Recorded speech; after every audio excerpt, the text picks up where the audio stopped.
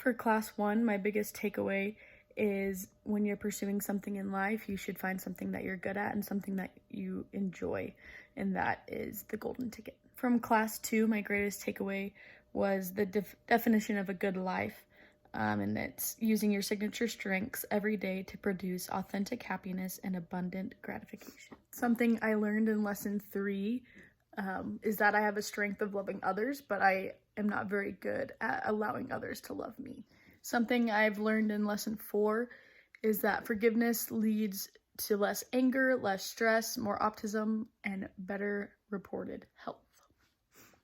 In lesson 5, I learned about how everyone has a set point, and that determines about like 50% of your happiness. And that usually when something good or something exciting happens in your life, you'll always return back to that set point. In lesson 6, I learned that positivity broadens and builds, and love is the supreme emotion.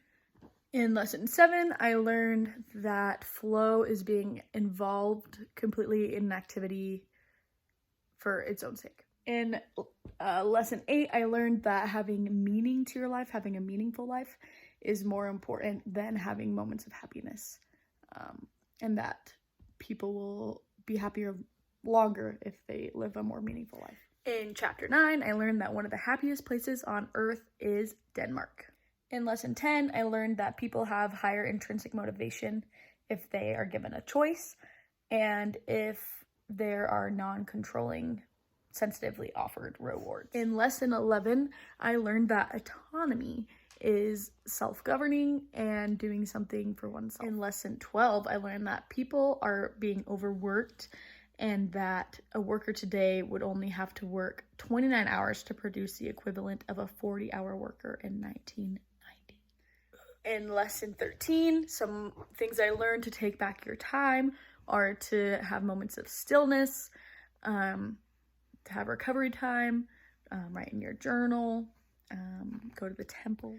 In lesson 13, I learned that Plato recommends to distance yourself from other things so that you can have some time for yourself, mainly now with technology. In lesson 15, I learned that the only family that has a chance at surviving is one that's intentional and that does things together and really tries to build relationships. In lesson 16, I learned that to become a more intentional family, you need to create family rituals. And you can do this by taking a direct route and sitting everyone down and talking about some things that you're going to do as a family and coming up with some ideas. In lesson 17, I learned that the best predictor of children's activity levels is being outside, and also indoor childhood is linked to mental health problems. In lesson 18, I learned that in order to have a transformative experience, you need to learn new insights. You need to have significant emotion, and it needs to change your behavior. In lesson 19, I learned that most people have an inward mindset, and we need to learn to have an outward mindset and kind of understand why people are doing things that they're doing and how we can understand people and why they're doing certain things. In lesson 20, I discovered that one of the best ways my creativity shines best is through experience design and performance.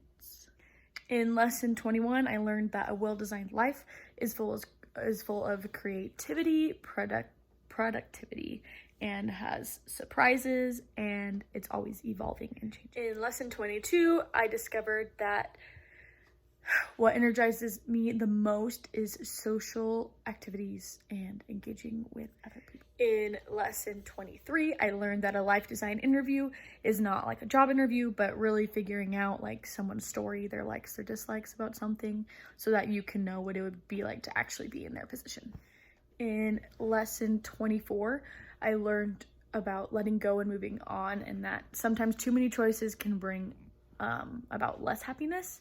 And so a way that you can let some of that go is by holding on to the choice you made.